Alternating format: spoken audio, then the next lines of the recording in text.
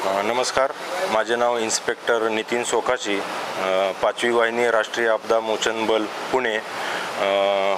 ही 5वी वाहिनी राष्ट्रीय आपदा मोचन बल पुण्यामध्ये स्थित आहे, ज्याचे की कमांडंट श्री संतोष बहादूर सिंग आहेत।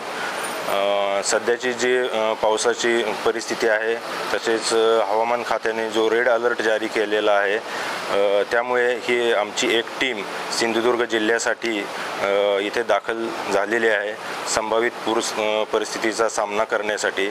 आणि त्या पूर परिस्थितीमध्ये अगर काही अनुचित प्रकार घडतील तर त्याच्यासाठी तोंड देण्यासाठी ही टीम इथे दाखल झालेली आहे।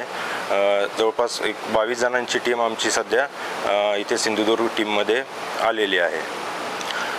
तर ह्या परिस्थितीमध्ये अगर पाणी, नदीचे पाणी किंवा ओढे, नदी, नाले जर हे पाण्याची पातळी वाढून जर तुमच्या रहिवासी इलाक्यामध्ये जर ते पाणी घुसलं तर तुम्ही या कंडिशनमध्ये आपले जे आपत्ती व्यवस्थापनचे ऑफिस आहे, जिल्हा आपत्ती व्यवस्थापन, त्यांना तुम्ही संपर्क करू शकता आणि त्यानंतर आपण त्याला एकत्रितरित्या जिल्हा प्रशासन सहित जे आपली टीम आहे NDRFची ते प्रतिसाद देईल।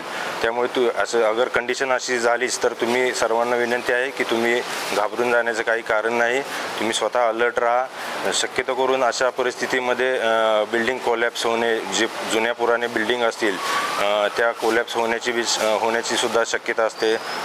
त्याच्याबरोबरच जे पहाडी इलाका आहे त्यामध्ये लँडस्लाईडच्या घटना होऊ शकतात।